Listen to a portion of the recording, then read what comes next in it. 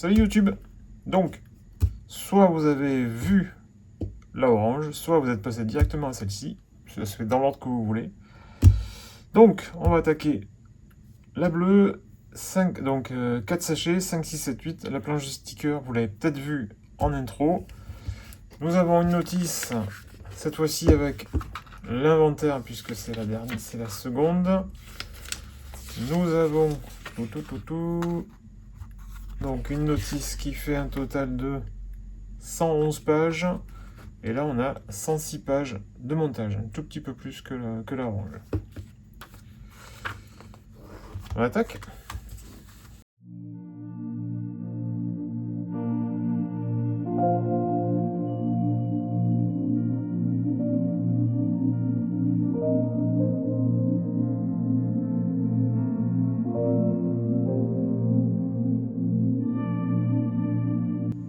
Petite remarque, la minifig précédente, qui était féminine, n'avait pas de casque. Monsieur a un casque. Tiens donc, comme c'est bizarre. Donc les filles ne savent pas piloter.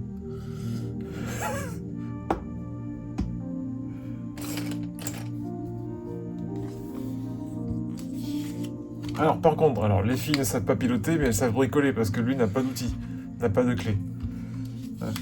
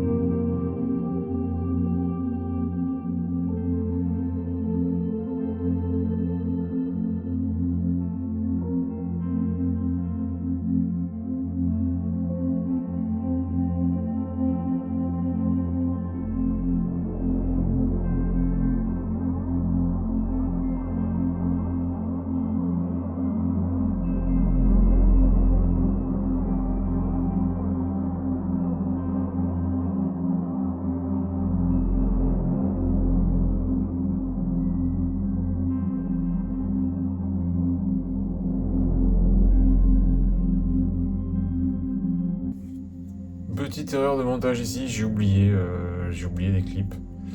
Donc c'est pour ça que ma console ne s'alignait pas. Donc voilà, donc une fois que tu remontes tout d'un cran, forcément là tout s'aligne. Je suis allé un peu vite.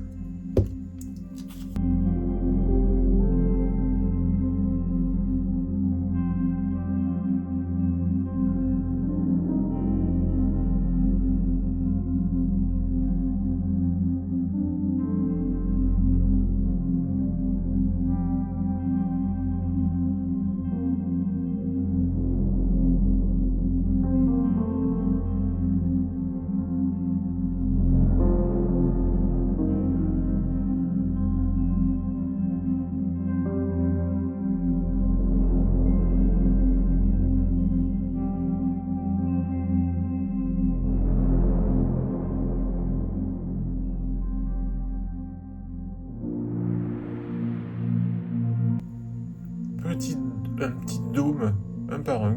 Je connaissais pas.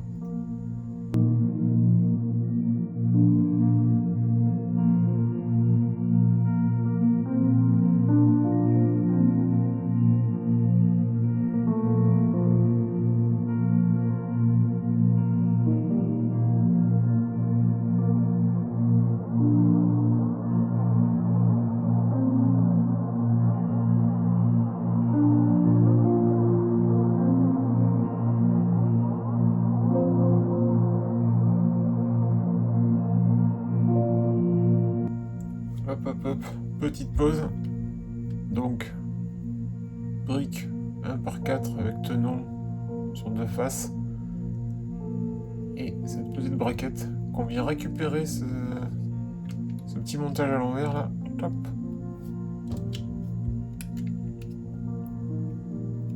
Et qui fait donc la porte. Alors j'ai l'air moins salé que sur la orange parce que je trouve que c'est beaucoup plus solide. Et que là pour l'instant on a affaire à un jouet, pas à une maquette. Donc oui, pour l'instant je suis plus satisfait que le montage de la orange. Je le dis franchement, pour l'instant je préfère ça. Je me demande même si c'est le même designer qui a fait la orange et la bleue.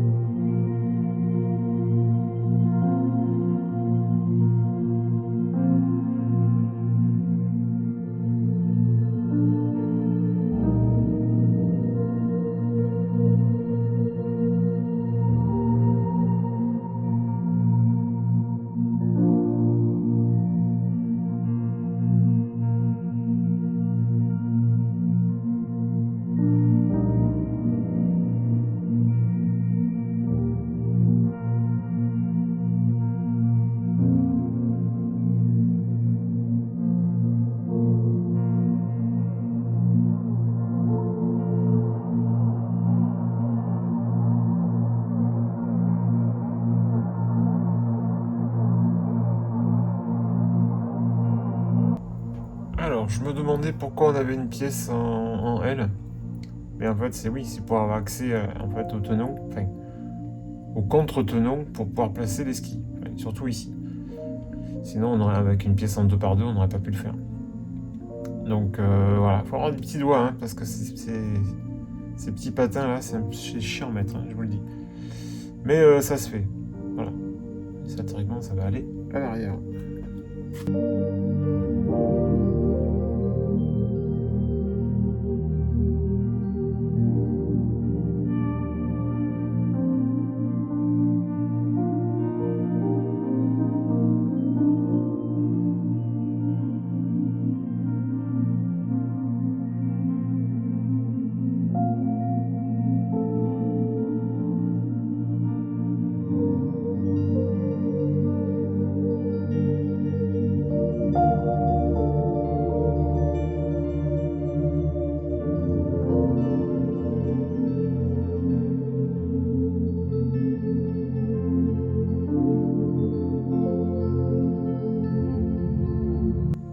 Ok, donc la braquette, la fixation qu'on avait là pour tout ce qui était diffuseur, on s'en resserre à nouveau de l'autre côté pour aller fixer en fait l'espèce de wing, oui.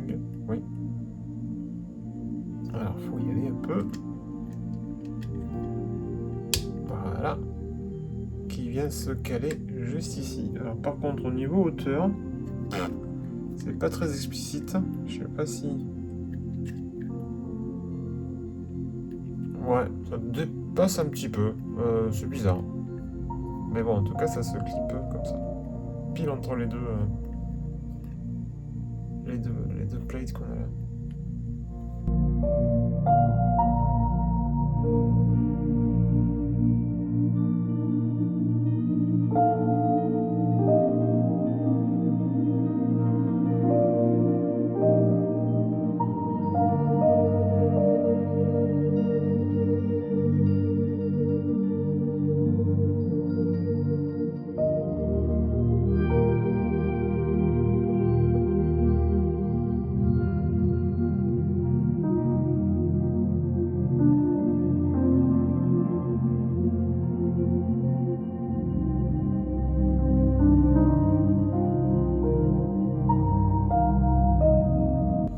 Pour la bleue, sensiblement le même montage que pour la orange. Donc, hop, je vais mettre comme ça. Voilà, donc petite braquette, petite fixation prévue pour pouvoir éventuellement. Mais là, on aura la place et là, à mon avis, on va pas être gêné pour le pilote. D'ailleurs, on va le faire de suite. Hop, hop. Voilà, même limite, il est même trop loin, mais c'est plus ça, c'est plus un montage Lego que je connais que ce qu'on a eu sur l'autre, sur la orange. Je vais pas dire tout à l'heure, mais moi je l'ai fait juste avant, mais vous l'avez pas vu dans la même vidéo. Mais là, voilà, là, on a quelque chose d'un peu plus logique.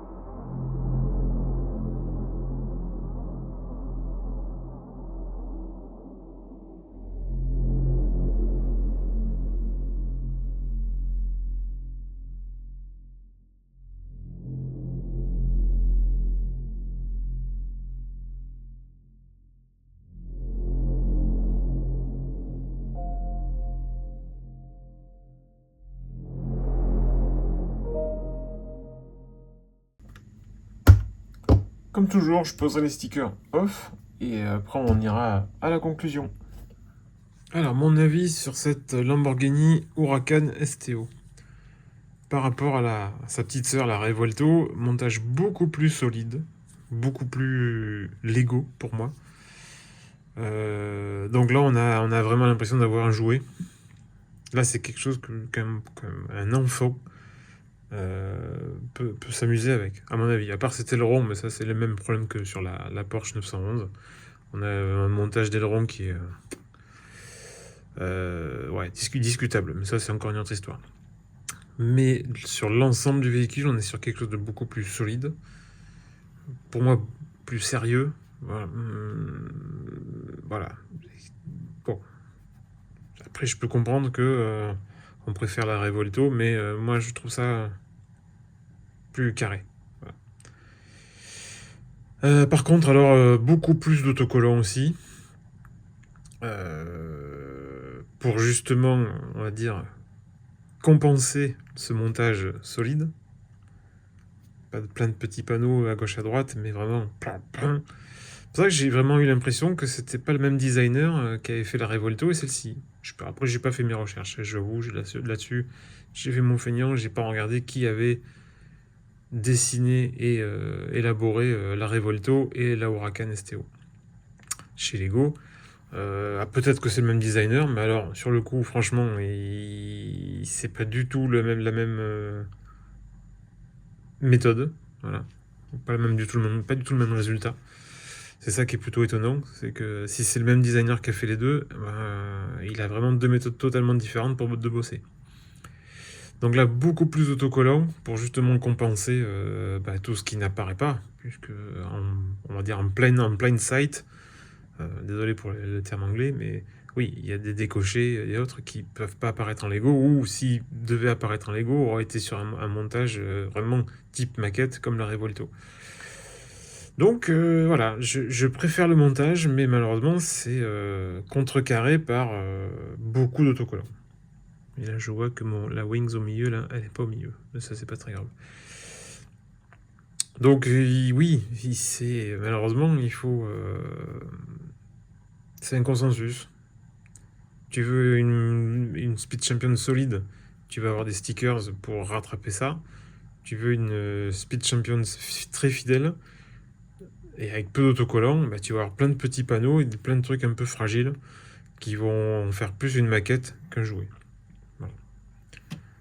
Donc, je vais pas dire même conclusion que pour la Revolto, mais mitigé, parce que certes c'est très solide, c'est costaud, c'est très bien, pour un jouet c'est très bien, mais trop d'autocollants.